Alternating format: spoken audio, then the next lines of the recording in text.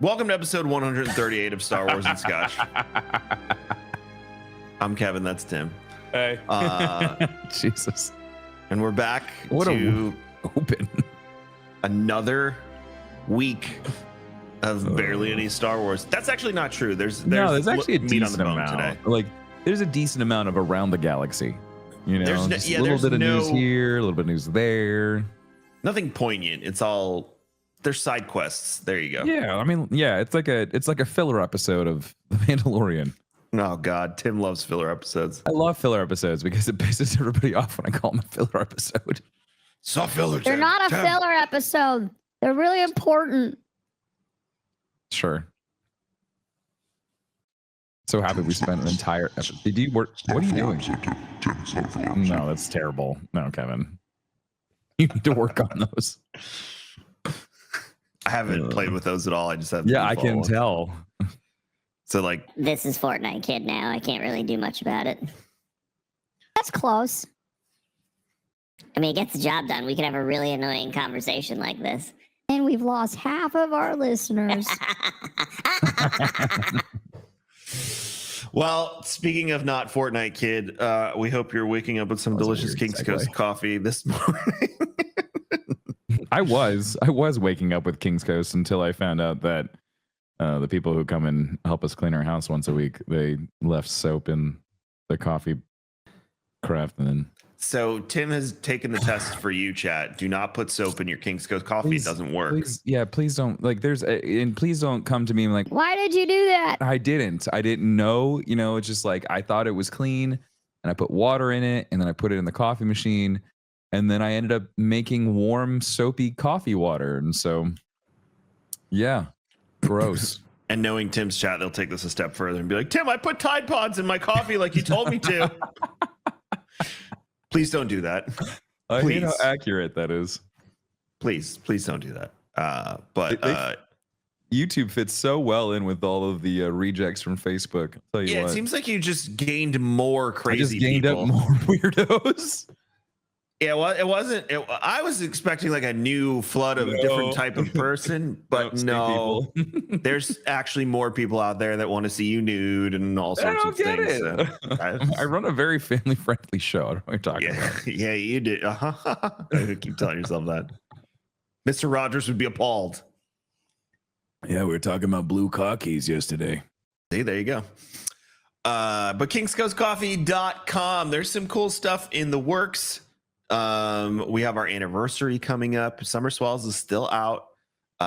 Wayne and Ben have just been playing with AI and making ridiculous AI videos. I really want them to make the AI commercials, the crazy ones where the eyes don't look right in any of the and people. the faces kind of just like melt and contort. Yeah.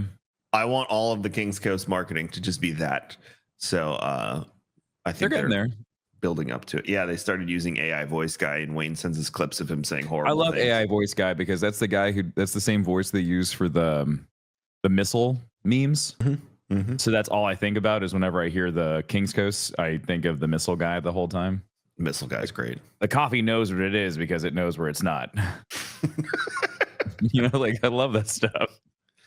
Well, look out for anniversary stuff. King's Coast will be at GCX if you're going to be there as well. So when you're walking into the room, you can stop by, grab your coffee, and continue on your merry way with some King's Coast coffee. Also, if you're from out of the country and coming to GCX, it is a great chance for you to smuggle the goods back home. So kingscoastcoffee.com. We're only bringing a limited amount of bags too. So once we run out, I believe, don't quote me on this because I'll get in trouble if this is the wrong information, but I believe there's some sort of shipping deal if we run out and you order it from the floor. But if you're not coming to GCX, there's kingscoastcoffee.com. Anniversary roast coming up. I know Wayne got a hold of 2 barrels. I don't know what the release date is going to be on those, but he did get a hold of 2 barrels. So we're barrel aging some coffee now. And is there anything else coming up? I think that's it right now. So anniversary. Because after GCX, we're gonna go right into holiday planning. So yeah, we have the Dia de los Muertos roast for October, and then it's all systems go for Happy Jolly Christmas, it's the Hanukkah. most wonderful time of the year. I kind of want to leave Florida and go somewhere where there's snow this year, but I know that's not on the card. Yeah, I mean, like Amy and I did that for after Christmas. We went to Colorado, and that was great. I think I'm gonna go to Switzerland in the next 2 years for Christmas and have no one find me. All right. Why? What's wrong with Switzerland? Nothing wrong with neutral. Swiss. I think, yeah, they're very neutral. Chocolate. Yeah. Saying. I don't know what a Swiss Christmas would be like. It's beautiful. I looked it up on YouTube. Christmas villages, sleigh rides, like your typical European style Christmas. So we'll see. Cool. Well, while you're thinking about the frozen tundra of Switzerland, you can head over to g6event.com. You still have time to pick up your tickets. Also a weird segue. Yeah, I think that's just the going to be theme for today is just weird segues into the next topic. Rose and Shingle Creek Resort in Orlando, Florida, August 4th through the 5th. We'll be there. Star Wars and Scotch panel will be live on Sunday at Saturday. Sorry, Saturday. It's Friday and Saturday. It's the 4th and the 5th. No one will be there on Sunday. Yeah, no, I'll be either home or somewhere in a hotel room. But yeah, so August 4th through the 5th, Saturday at what time, Kevin? Are we doing the panel at 3? I believe it's 2:30. 2:30 to 3, somewhere around there. I have 3 in my head, so I'm going to go with 3. But we will have a full schedule for the event. Panels will also be live streamed. Yes, everything except the Bungie panel and the After Dark comedy show will be live. Cool. So there you go. So if you're unable to actually make it, you can watch us and Molly and Alex and Chase and who else? Chase. Yeah, that's it. Just the 5 of us. Perfect. Okay, so it's going to be Star Wars Explained. It's going to be That Gay Jedi. It's going to be Star Wars and Scotch, all coming together for a Star Wars panel, August 4th, 3:00. Come join us. Also, we have Universal Studios after party. Their tickets are still available for that. $85 gets you in the door, gets you in Universal Studios starting at 5:00 all the way till midnight until they kick us out. All right. So head on over to g6event.com. Check it out. Merch is available as well. lab77.co, or you can just order merch right through the website. Amy has been kicking some major butt, and she's been printing shirts and embroidering hats. And those are just going. And she's going. She's like just a well-oiled machine, man. She's How is it that your merch company has been around for more than a year now, or not even? We are a little over a year. Yeah, 1 year. Is the best merch partner I've ever had in 8 years. That's insane. First off, I have to say, my wife is trained in logistics. She has a mechanical engineering degree, so she's a great problem solver. She's very smart. She's just a professional. Just at the end of the day, she's just professionally trained. And Kevin, that's what happens when you just work with professionals. Mindy walked out of her office yesterday after talking to Amy, and she's like, I would hide a body for that woman. Dude, she's kicking ass. She's not only doing GCX right now, she's also working with our ice cream partner that we're working with for King's Bright Coast. Ice. We got Bright Ice, who uses our coffee in their products and also the cafe. If you're in Central Florida and you're in, let's see, there's one in downtown Tampa, there's 2 in St. Pete, Clearwater, and then there's one in Venice. That's no longer Central Florida, Kevin. Is that not Central Florida? No, Central Florida would be the smack dab middle of the state. That's where I don't understand this state because what do you mean? You're Central Florida. There's West. But the University of South Florida is in Central Florida. It just not even makes any sense. I don't know, but I'm just gonna tell you, like you could say like you're like Central West, but like saying Central is the smack dab middle of the state. But if you find yourself on the west coast of Florida, if you find yourself in the greater Tampa Bay area, down in the Fort Myers, Venice area, or even in St. Pete, Clearwater, head on over to Bright Ice, awesome ice cream partner. We're just gonna pitch. I think the entire episode is just nothing but ads. I want to level with you for a second. As a person that Tim knows is heavily addicted to ice cream. Like I have a problem. Yeah. Like some people have an alcohol problem. Some people have a drug problem. I have an ice cream problem. If there's ice cream in this house, it doesn't last more than a few days. Yeah. And then if you ever seen someone you ever seen like a crack addict just be like, where's the crack? Kevin's like that with Carvel. Yep, all right. Kevin can smell Carvel a mile out. He knows exactly where to find any Carvel store in any state that we're in. I guarantee you, if we went to Boston right now, he would tell you where the Carvel stores were at. Because he knew. They have stores. He knew. We were walking around PAX East. He knew there was Carvel. He knows where they are in Publix. He knows where they are on Long Island. He could point them out. Fucking You guys nuts, want some ice cream? yeah, that's Kevin. Anyway, the point was that Bright Ice's ice cream is exceptionally delicious. They gave me a gift card when we first signed on with them, and I brought home a pint. I forget of which ice cream, but the pint lasted 2 days. So yeah, check out Bright Ice. And if you want a cup of coffee, you get King's Coast. So win-win. Yeah, and people have been just raving about it. Yep. So yeah, we love the Bright Ice folks.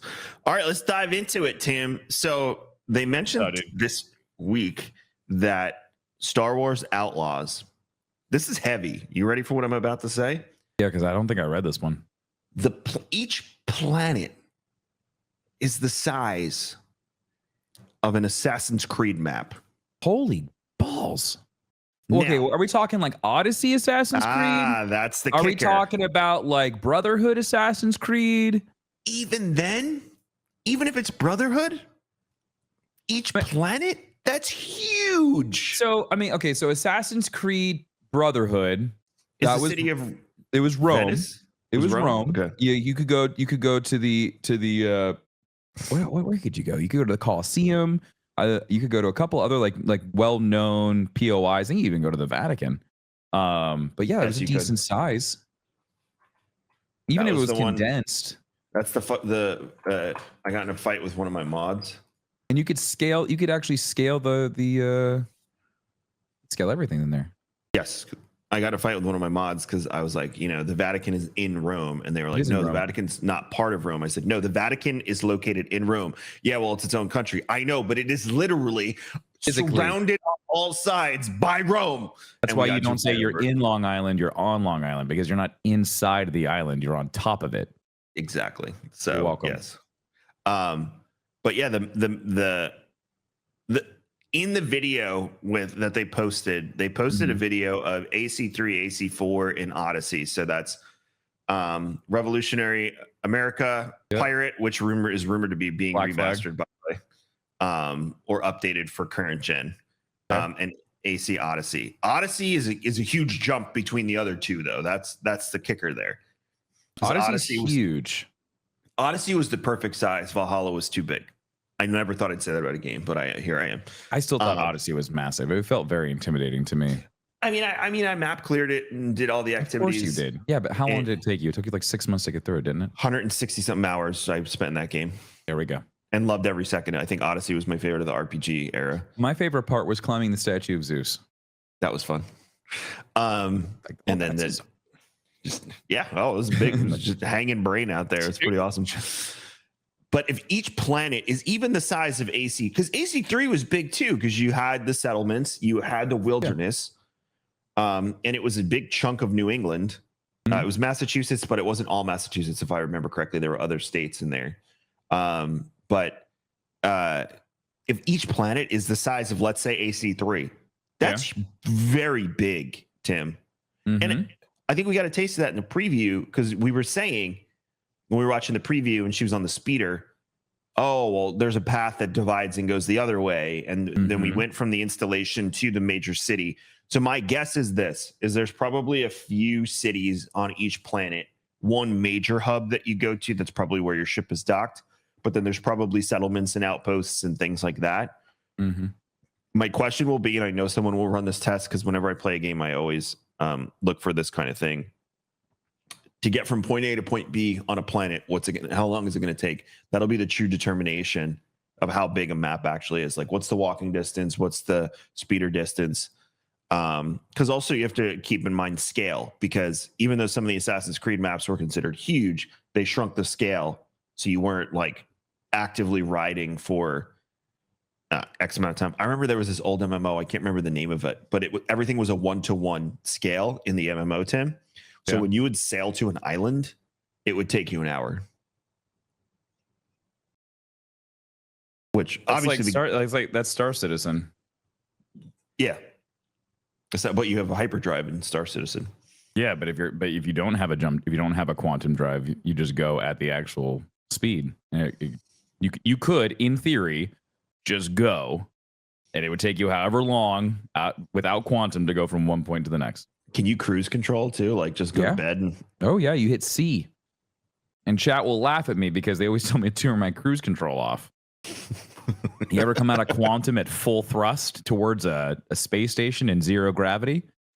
When I was doing flight sim streams, which again were the best streams I ever did in my entire career, I really wanted to do a 1-to-1 flight across the Atlantic in a stream. I think we made it 5 hours though, and I crashed the plane. Oh, that was so close. You almost made it.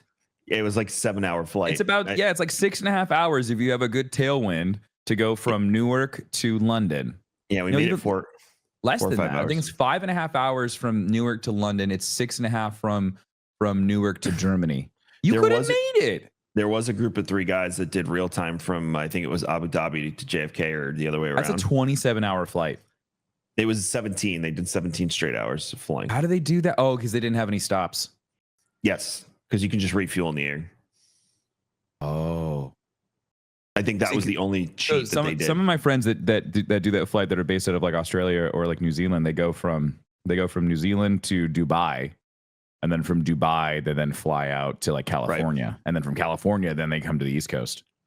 So all of this to come back and say, does it raises the question, when you're on a planet, yeah, what is the actual scale and how big is it and how much is there also, to do? what's going to stop you from leaving the confines of the actual map? Like, how do they make it feel like an actual planet versus just a map that exists to look like you're on a planet?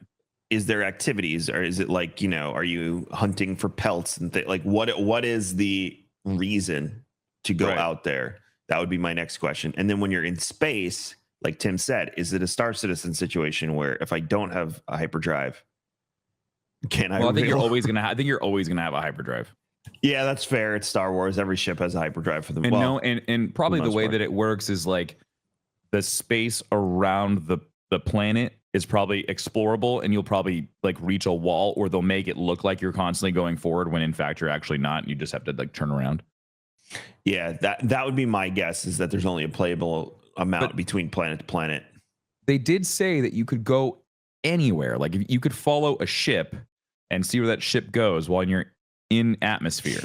So I wonder if it's going to feel like No Man's Sky, where it's like the planet in of itself, like it looks big, but really the amount of time it takes you to go around it is really not that long. Yeah, I think No Man's Sky would probably be the best comparison, because like you said, unless do you warp around? Oh crap, I'm getting Star Citizen and No Man's Sky mixed up. No Man's Sky, you can jump around. Now, when you get into the lower atmosphere on No Man's Sky, it does take a while to fly around the planet. But if you're in the upper atmosphere, no, but that's what I'm talking about. Is when you're in lower atmosphere, it does take a while to go all the way around, right? Because the planet's full scale, right? Yep. Once you're in the lower atmosphere, I think there's if they're talking about map size being like, if you take an Odyssey map and you turn it into a sphere, how big is that? Like how long, like in real time, how long would it take you to go around a map? Like if you started from one end of the map to the next and you ran across it in Odyssey, how long would it take you? Because then if we just start to extrapolate numbers from that would give you a good idea as to how long it would take you to get around. If you can find just like one chunk of landmass that is the width of the map, and you take your character and you go across, in theory, that should be it. Because if they're saying that the planet is the size of Odyssey, then just take the map and turn it into a sphere. There's your planet. Crude analogy, and this is a quote from the article on Kotaku, but the size of one planet might be equivalent to 2 of the zones in Assassin's Creed Odyssey. So 2 of the zones. Zones? The zones within the map, which are still very big. So it's smaller than Odyssey. The whole universe might be the size. I'm reading it up. It's comparing it relatively to different things. So, but the zones in Odyssey are huge. Yeah, I would love to see them like side by side or lay it over. I'm very curious. And because to your point, what are you gonna do? Like what outside of like side quests and stuff? Like what is your end game loot? Like what's your end game loop gonna look like? And leading to that, it's Garrity also told Edge Magazine that all the planets in Outlaws are handcrafted and not built using procedural generation. which is the opposite of how Wow. Bethesda is tackling hundreds of worlds in Starfield. Well, yeah, because all of the curated worlds were made by hand. You have X number of curated worlds, and then you'll have the rest will be procedurally generated. But like that works for a game like Starfield. It wouldn't work for a game like Star Wars because all of those planets are cataloged. Yes. You can go to all the planets unless we end up getting one that's introduced in Mando or in a comic or in literature. But all the ones that are out that we know that were available to us in episode 5, they should be there. They should all be there. And so like that's the other thing too is like what is our limitation as far as going to the planets that we know of? You know, Right. like how many of them are going to be explorable? Like can I go to Chandrila? Can I go to Bespin? You know, can I go to the forest moon of Endor? You know, like these are all these questions that I have. Like because that's something that I would love to do. I would love to go and visit all these planets that either, you know, you've always wanted to go to, or maybe only saw like for a couple frames. Like I would love to go to Mustafar just for shits and giggles. You know, even if like, you know, you show up there, there's an Imperial blockade. Like, that would still be really sick to me. So that's my biggest question is what is our limitation? I would say that it'll start with 4 or 5 planets. That's my guess. You think it's going to be a live service update? You think they're going to try to keep Outlaws alive for a while? I don't think they're it'll be live going to service. division this thing. I think like a DLC will, because they said they have DLC already planned. So I think a DLC will introduce a new planet and new activities. Massive is really good at longevity. Like, look how long Division's been out.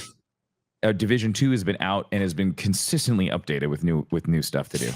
Yeah, I was playing it last week. You know, like they're really good at the live service game. So I wonder how they're going to handle that. You know, are they going to charge us for all of these new? Is that going to be just a part of the update? Like, I'm very curious to see like what their live service model looks like.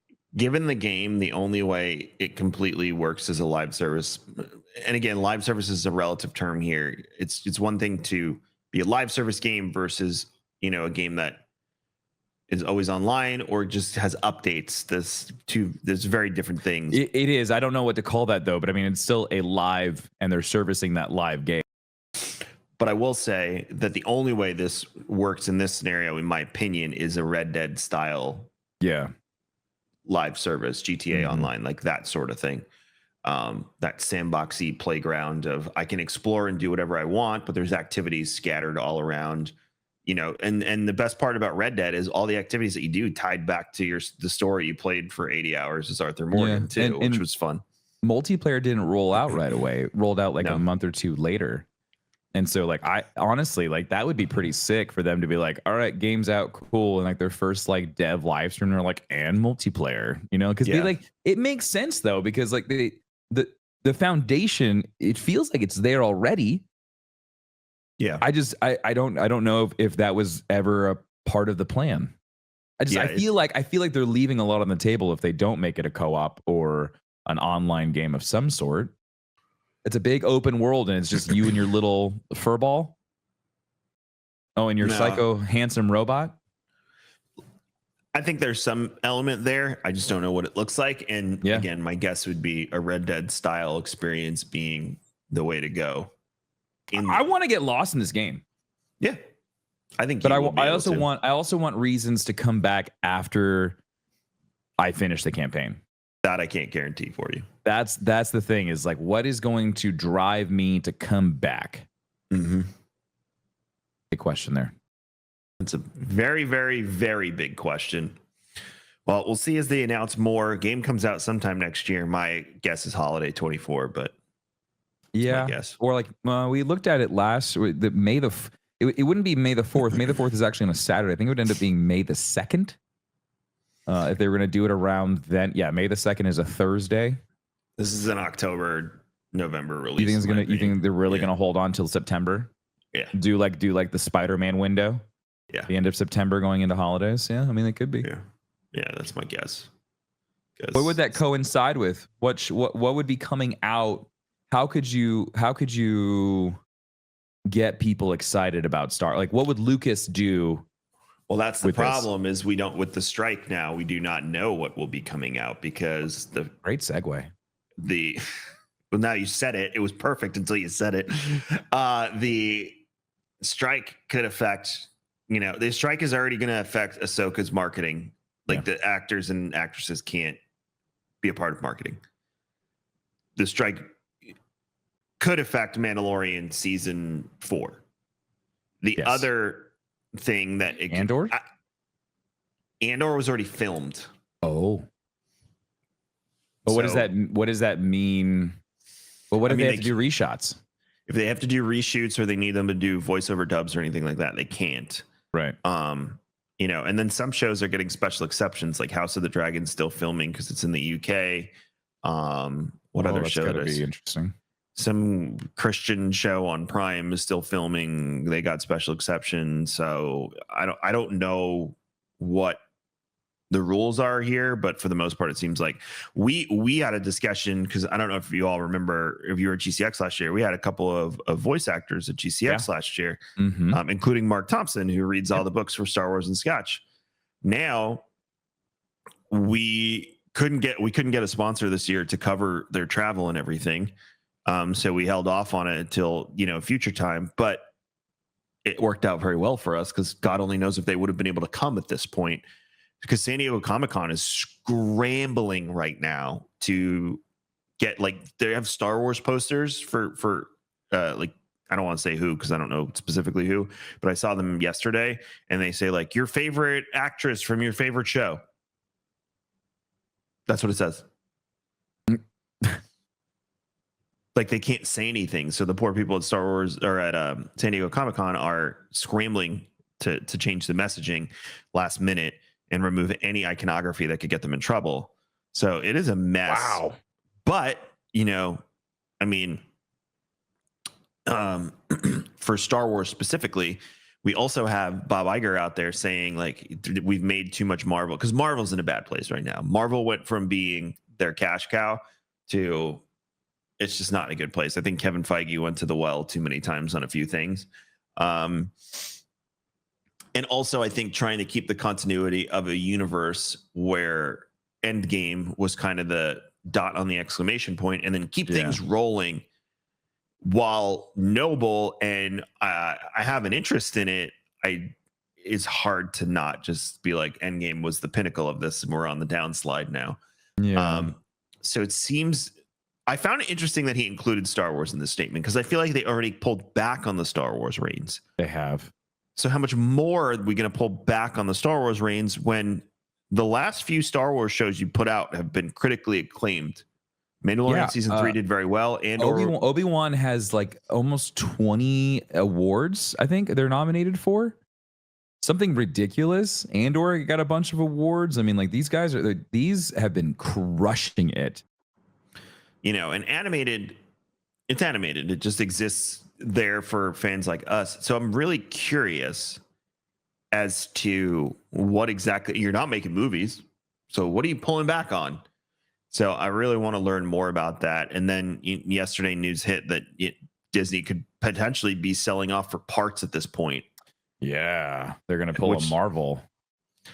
I mean, that would be bad for Star Wars and for Marvel. It'd be bad. Very bad. It'd be bad for all their IPs. I mean, really.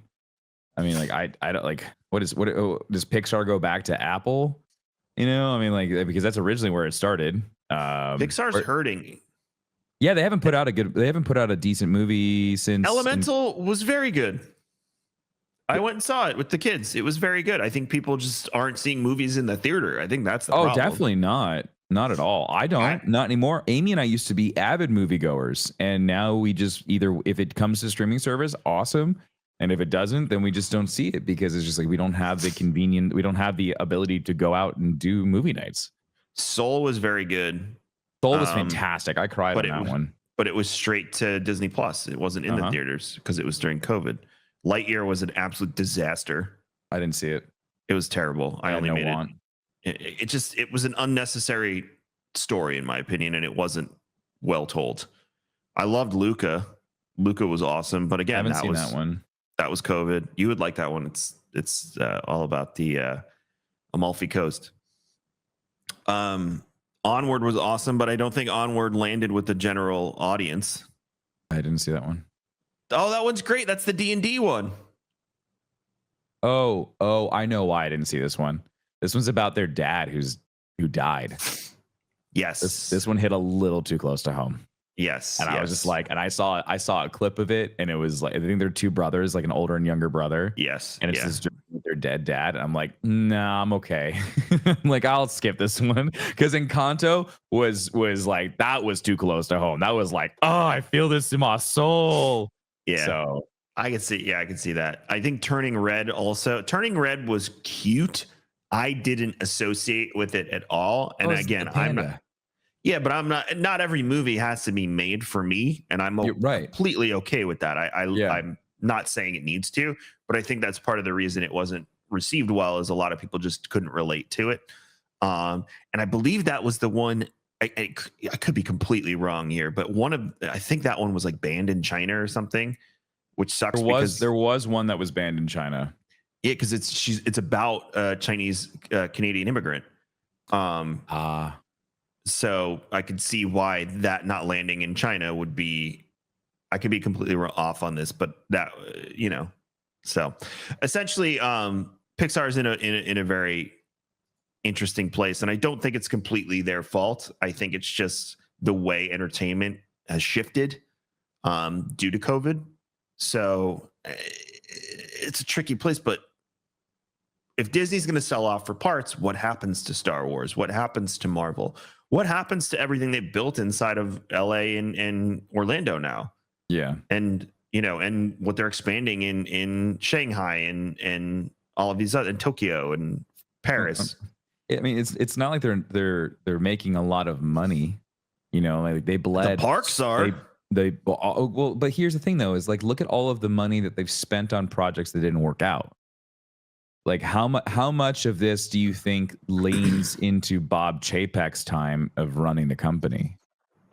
Oh, well, again, I say when the reason the parks were so, and I'm using air quotes for the audio listeners, profitable was because how many people like me canceled their vacations and then had to go take them, over the course of the next 2 years. Mm-hmm. So you had 4 or 5 months, and then that's why the parks looked full and everything. Granted, the parks are still full on weekends and whatnot, but during the week, there's like tumbleweeds blowing through the parks. Chill. Yeah. You went a few weeks ago and you said there was like nobody there on a Wednesday. Yeah, it was fairly empty. I wouldn't say it's fairly empty. It felt like normal. Like it felt like pre-pandemic normal Disney, which was nice.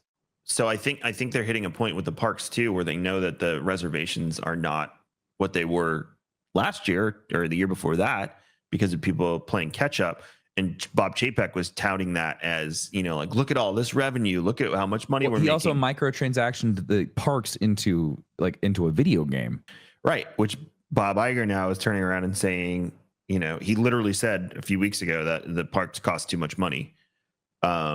So they're in a very precarious spot because they used to have entertainment and the parks to fund all of their crazy ideas. Mm-hmm. Entertainment is failing because Disney Plus is not making money. The parks are now going to start to see, I don't want to say a decline in profit. They're still very profitable, but the revenue is probably not what it was last year. And then Pixar is not doing well. Marvel feels like we've beaten the horse to death. Star Wars, I think, is in a decent place, but at the same time, at some point, we need to get a new movie. We need to get things like that. So to hear him say pulling back the reins worries me a little bit when we've been in a groove. Now, I know there's people out there that are going to be like, Obi-Wan was shit. Andor, well, no, it says, I haven't heard anybody say anything bad about Andor, but, like, I didn't like season 3 Mandalorian. That's okay. My opinions on certain things don't matter too. And just like yours won't matter in these cases because the data is what I'm referring to, not your interest or like of the show.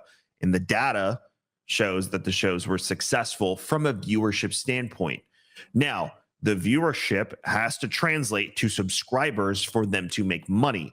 Right. If it's people like me and Tim who are perpetually subscribed, that doesn't matter to them in these instances, except for the fact that we're still customers. That's all. So, that's my 2 cents on that. They're looking at the people who subscribe and cancel specifically to watch a single show. Yes. Which is why, by the way, the tactic of releasing episodes weekly is in place. Mm-hmm. So you just don't have like Otherwise- a weekend binger. Because they can get 2 months of a subscription out of you instead of 1. Yep. Someone out there's like, son of a bitch. I mean, like that's what I used to do for Game of Thrones and HBO. A lot of people I did that with would Game of subscribe Thrones. for like a year and then I'd let it sit and then I'd bring it back later on. But now I have HBO. Now I just like it's bundled in with all my other stuff, so it's so easy to just always have it. Yeah. And now they're giving you more reasons. They're putting more shows and stuff out.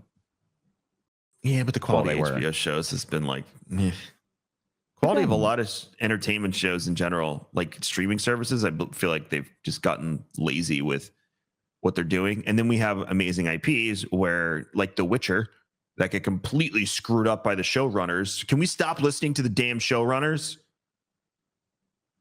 Read a whole thing yesterday about the D&D escapade with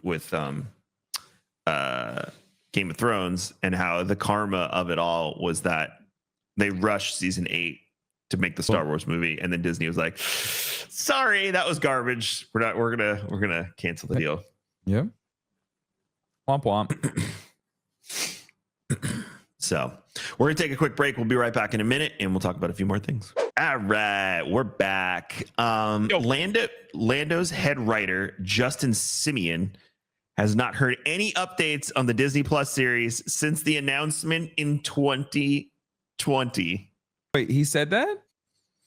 This is from StarWarsNewsNet.com. Speaking to the Direct to promote his latest film, Disney's Haunted Mansion, head writer of the Lando series, Justin Simeon, said he has, quote, no idea what's going on with it, end quote, and that he hasn't heard anything since Kathleen Kennedy made the announcement in late 2020. Oh my God. Since that initial reveal, however, nothing has been shown of the series, with only a few back and forth comments promising that it's still in development and that those involved are still interested. Back in May of this year, Lucasfilm president Kathleen Kennedy commented that both Lando and Rogue Squadron are still on the books, end quote. And previously in April, Lando Calrissian actor Donald Glover said, "I would love to play Lando again," end quote. And that even happened 1 year after Glover himself strongly hinted he would be donning the capes again soon after Atlanta was done, which it's been done since September. And later in May 2022, Kennedy said they were waiting on Glover's availability. Lando writer Justin Simeon's latest comments seem to echo the same sentiment while he feels positive about his work on the series, Simeon doesn't know what the future holds for the series. "I certainly poured my heart and spent a lot of time working with them to put together a really great show. It like everybody loves it. And, I was told we had to put it on pause because of scheduling. And the next update I got back in 2020, some years ago. So I don't know. I have no idea what's going on with it." Kevin, it says during that announcement, when they made it back in 2020, there was a behind the scenes concept reel that was shown exclusively to investors, which would have indicated that the team had already spent a few months working on the series. Whoa. So nothing on Lando. But I will say the new Haunted Mansion movie looks really, really good. It's got freaking Danny DeVito in it. Yeah. What do you mean? I love. Okay. So the only reason why I say this really is because I love the Haunted Mansion. It is one of my favorite rides, and it's still kind of weird that we keep on trying to capture rides into movies like Jungle Cruise. Like how many times we've already done the Haunted Mansion before. It was with Eddie Murphy, and that was shit. That was really bad. There was nods to the Haunted Mansion ride, but it wasn't anything worth the damn. So it's what are they gonna do for round 2? And then they already did a Halloween Muppets Haunted Mansion thing last year for Halloween. That was kind of cute, but whatever. I just it looks good just because the actors and actresses that are in the movie are some of my favorite comedians, comedy actors. Mm-hmm. So I'm very intrigued to see how this one goes. But it looks like there's a lot of Haunted Mansion stuff. They even captured the 2 people who dueled in the banquet hall during the birthday. Yeah, I love the Haunted Mansion. It's one of my favorite rides, Kevin. That and Pirates of the Caribbean. I have to go on those 2 rides every time I go to Disney, and it breaks my heart when I can't. I agree. It's just, I'm still I'm gonna watch it. let you know how it is. I'm not gonna go see it in movie theaters though. Isn't that bad? I hate that I say that because I miss the movie theater experience. But you pay for Disney Plus, so Yeah, you I have mean, that right. yeah. And I'd rather have just that sit in my pajamas and not pay like $20 for an alcohol. One alcohol, please. One alcohol, please. I get it poured on me.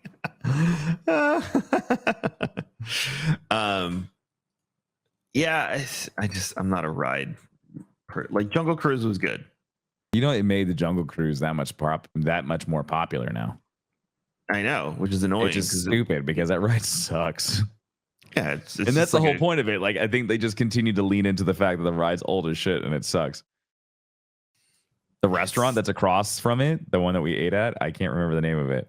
Where the secret club is attached to. The grab and go restaurant? No. It's the sit down. The sit down. What's sit down over it's there? next to the orange. It's next to the not the Dole Whip, the orange. It's the Dole Whip, but they do it with oranges instead. You'd know Is that it. the new restaurant? It was refurbished. I forget the name of it. Can't think of the name. Anyways, what's cool is that the waiters in there, they act just like the captains on the boat. So they just give you shit the entire time they're serving you. It's like going into those restaurants where you pay them to just like verbally abuse you. Yes. It's like that, but they draw the line at where Disney says it's okay. Got it. Yeah, they're like we can't hit you with anything or throw your shit on the floor, but we'll give you a hard time. Yeah. I don't know why anyone would pay for that, but well, I shouldn't say that. No, there's plenty of people out there that would pay for that. Plenty of people who like that. I would not. I'm not a fan of. You're not a masochist. No, I would like to enjoy my meal, not be accosted the entire time. But yeah, I mean, to me, honestly, that sounds like a show that's dead in the water. Don't say that. No update on the lead writer since 2020. We're waiting for his schedule to clear, and he's been done with it for almost a year now. I just want to see Donald Glover back on the screen. Han, old buddy. You would need both of them. You would need. I never remember that guy's name that played Han. Christensen. Alden Irons. Yeah, but what's funny is that he was born in California. I know. Like he's very American, but like he's got a very European name. Alden Ironrarick. As the kid, his mom is like a dentist and his dad's like a real estate agent or something. We went and looked at his bio last time because I was like, where is this kid from? California. Freaking Santa Monica. I'm like, oh, okay. Yeah, they name their kids weird out there. like colors and inanimate objects. So what does this mean for like Skeleton Crew and for Acolyte? Skeleton's Crew done filming, Acolyte's done filming. It's more the promotion and like you said, any post-production needs they would need from the actors that currently can't be fulfilled. But Lando is stuck in, as we'd say in the gaming industry, development hell. Well, we said the same thing about Eclipse, and come to find out they're still working on Eclipse. So who knows? Yeah, and then Rogue Squadron, they were like, it's canceled. And then they're like, no, it's not. It's still in the works. And we're like, what does that mean? And everyone's like, no one's worked on it. It's just floating in the ether. So it's so weird. Yeah, but you can't help but link Bob Iger's comments back to situations like this, where it's like we're waiting to make more. You know, so it's like, what's happening right now? Hollywood's a mess. At the end of the Hollywood day, needs a good reset, and oh sure, and you know, a lot of these people, they're not. I was watching Sam Witwer last night. He was playing Bard's Tale on Twitch, and he was saying, you know, like the biggest thing that needs to come out of this strike is people need to understand that not everyone involved in these projects is a millionaire, right? And that the average writer makes $68,000 a year in California. So I mean, no one can live on $68,000 a year appropriately in California. So it's a natural reset that needs to happen, in my opinion. And we just need to, you know, pay people what they're worth and what their value is. That's all. That's it. Yeah. That's all I got. I don't have anything else besides on that. We could talk about. I finally finished Cataclysm. So I am currently at the point when what's his the hilarious Scottish Jedi Orin. Orin, he dies. Oh, you got a long way to go. Crap. I That guess I was should the have put problem with that book. spoilers. That Hey. book was too long. Spoilers. Sorry. That book was too long. That was my opinion. I was It's checked just like out by the end. the stuff with Yaddle and her little apprentice bores the crap out of me. I don't So care. And I want to bring this up when we talk at GCX with Alex and Molly and Chase, but I didn't want to believe this, but I wholeheartedly believe that taking the phase 2 of the High Republic was a mistake. Yeah, 100%. It never made sense, Kevin. When we first heard that they were going to go 200 years farther back in time, it made no sense. We literally just met all of these characters. We went through this massive event, a planet killer. We meet a brand new enemy, this new bad guy that we've never heard of before.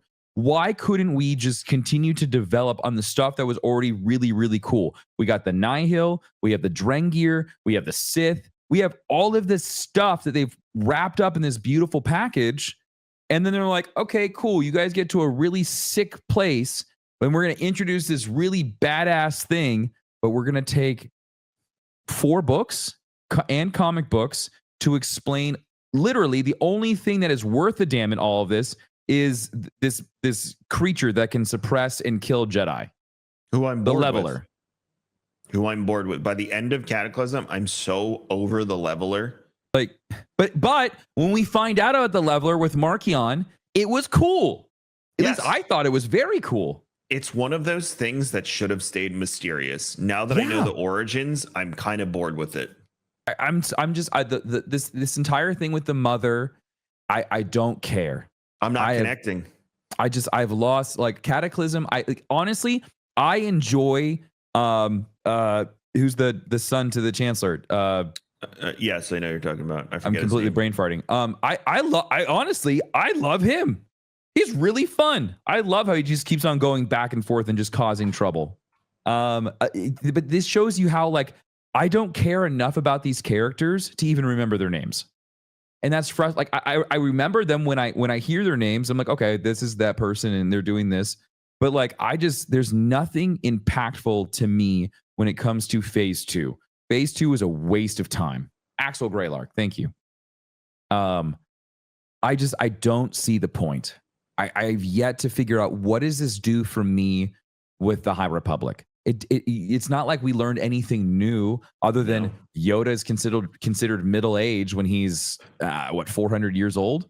We got some context on IRM and Aeronaut's past, but it doesn't. But I don't care. That's not relevant enough to the greater story. I mean, it might become relevant enough, but right now I'm like, the entire civil war between these 2 planets. And this moon, like I don't like what that you should have made it more impactful for me in the book where they were getting married. Like that was really like, honestly, I was hooked in on that book. That book, same. I was like, this is the best one. This by far was really cool because it opens up with so much despair and conflict. And you're like, oh, this is really interesting. This feels like a Star Wars story. You have these 2 planets that are very, very close to each other. One's a desert planet and one's a water planet. And they need each other's like resources to survive, but they fucking hate each other. That's cool. That's neat to me. You bring in the Jedi, but it's not focused on the Jedi. They're sprinkled in. They're ambassadors. They're just kind of there. But the entire thing was about Aeronaut and Irem. So it's just that was neat. I enjoyed that book. The wedding at the end, that was awesome. I could continue talking about that forever because it was just like the way that they did it in the audiobook, it was amazing. The way they got up to the crescendo with the music and there's lightsabers flying around. They're like, I do and I love you. And then pew, pew, pew, pew. Like that was really cool. I could see that being a movie or a TV show. Yeah, I really thought because the Cataclysm's leading up to a battle. Again, like we just had Jeddah. You're going to get another battle at the end of this book. I won't say more than that, but I really thought that would be the hook, and it's not for me. I was actually bored with the battle after a while because it was so freaking long. Bummer. And it felt long for no reason. So phase 2 of the High Republic is starting to flop for me. I'm reading Path of Vengeance now, which is the next. Don't read it, Tim. It's just the continuation of the other, like, non-adult, the teen novel or whatever it's called, and it goes back again. Like, we're back to before the Battle of Jeddah again, and I'm just like, I feel like we're stuck in a time loop, and I can't get out, and I just want to go back to the other story with the characters that I connected with, like Avar and all of them. That's who I want to hear more about, and I'm stuck with these people. And cool, I get it was a cult, and I get that they're going to show the transition to the Nihil. They start that at the end of this book, but it's not interesting. That's my Where's problem. the Drangir? Like, that's like, that was The so Drangir cool. don't start till phase 1. That's the problem. They unlock them in phase 1. We're not going to see them. I know, but why would you leave that on the table? I don't Exactly. understand. Like, we get this whole thing. Like, we finally get the explanation of the dark, like, why there was such a dark presence under. Like, we knew that, like, the Jedi had built their temple on top of a dark Sith, like, pool of power. But then also we know that these Sith statues were then brought to the temple as well to be purified, but they weren't able to be purified because they were so dark. Like, that in of itself was so awesome to hear. We got to learn so much more of the history, and that started to make sense. But then you're like, we're going to introduce Dawn of the Jedi. So what the hell's going to happen with that one? If I swear, like, if it follows the same cadence that we got in phase 2, that's going to be a failure. Yeah, You have to hook people in. You have to give people a reason to care. And there is nothing in phase 2 lore-wise that makes a damn of a difference. It doesn't. This does not change my look towards Star Wars history at all, because you haven't introduced anything to me that matters to the characters that I've already come to love. Yeah, I mean, again, I think leaving the levelers a mystery was a much more exciting thing than actually telling me it came from a blob. Yeah, and they got to stop leaning on Yoda and Yaddle too. Like, those are the only two characters that people know that can, like, they can connect Star Wars to something. And it's just like Yoda gets kind of like brought in and then taken out very, very quickly. And this whole thing with Yaddle, I could care less. Now, this weekend, I plan on catching up on the comics. So I'll report back next week after I read a bunch of the comics to see where we are with High Republic in the comics, because I'm about probably 2 or 3 stories behind on that. So my goal this weekend is to catch up on the comics and see if maybe that is, doing well. I saw Alex comment on something from the comics that's still from the phase 1 timeline. So I wanted to get that story. I'm sure someone will respond with something related to that. But right now, phase 2 novels are just the last book, ain't it? And I know, like, we talked to Chaco, and Chaco was like, oh no, it's so good. And I was like, yes, but no. There's parts of it that I like. There's parts of this book that are fun. Yeah. But there's a lot of parts where I just check out. Yeah. Yeah, that's how I feel. So, and I think you're going to experience more of those. So I'm interested to see what happens as you finish it. And then I will do Path of Vengeance. And then there's a new book that came out yesterday. The Inquisitor book. Inquisitor Rise of the Red Blade. So yeah, I saw that. I put my Audible credit that I have for it in there, and then I'm going to listen to that one next. It's funny because I'm always like, all right, I'm going to take a break from Star Wars and listen to another book, but I never have time. Good luck, buddy boy. You just can't. They just pump out the content. So I'll listen to Rise of the Red Blade, and we'll have a conversation about that in the future as well. And with books, by the way, we don't really focus on those for the show from a perspective of we need to review it immediately. No, we kind of read those at our pace just because our lives. So while you guys sometimes you'll read a book and then you'll come back, I want to hear your feedback on that. I know people asked for like a month and a half ago for Tim and I to give feedback on Cataclysm. Unfortunately, a 17-hour book is not something Tim and I can just sit down and read. I will say, it's frustrating though, is during quarantine, it was so much easier to get books done. So much easier to get books done, dude. Oh my God. And now that because we used to joke that Tim hated that I would work out and listen to books. I don't do that anymore because now I have a TV in my workout room. So now I'm watching, TV while I'm in here and doing stuff. So it's even harder now. Plus, I'm not taking my kids to school early in the morning because school doesn't start for another few weeks. And you were listening to with Hunter, yeah. That was a half an hour every morning. So that's 2.5 hours a week that I'm not getting. Yeah. So I'm a little behind, but I'm catching up. Anywho, today's Warhammer Wednesday, so we have to send Tim off to YouTube to play Warhammer with Dr. Lupo today. I like how you say that. And you bought a printer to make Warhammer. Oh my god. Okay, figurines. so Kevin, we can also make Legion figurines if you really want to. I was going to ask about that, and that's what I'm investing in for my birthday present to myself. Is after GCX, I'm buying Legion, and Tim and I are going to sit down and I'm going to learn that damn game. And maybe on YouTube.com/Darkness429, you'll see some Legion on there. Who knows? Honestly, I was talking about this the other day. It was either talking to Amy about it or I was talking to a stream, but at some point I might just have to make a tabletop channel where it's just tabletop content, because the stuff that so I've got this wash and cure machine. So once you're done with, if you don't know, with Kevin, resin, very toxic. Yes. So you pull it off the plate, you have to be gloved up, you put it in your wash, and you wash all the excess resin off. And then you cure it in this on this little plate, and it spins around, it's got UV lights and it hardens it up. And then but what's cool is being able to print your own models that you can do them at whatever scale you want, because like Warhammer and then Legion, they all have they have to be X amount high because they need to be able to interact with the terrain the correct way.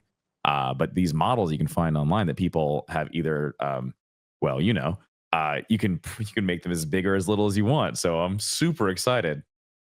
I'll print you some stuff for your birthday. I was gonna say, I might have you print some stuff so I can paint it, because that's my therapeutic thing. So I like painting that stuff. Oh my god, can we do model painting together? I'm so excited for that. All you do is we can sit like we said, the table over there in the room, and then you have a camera on it, and it's just your hand with it.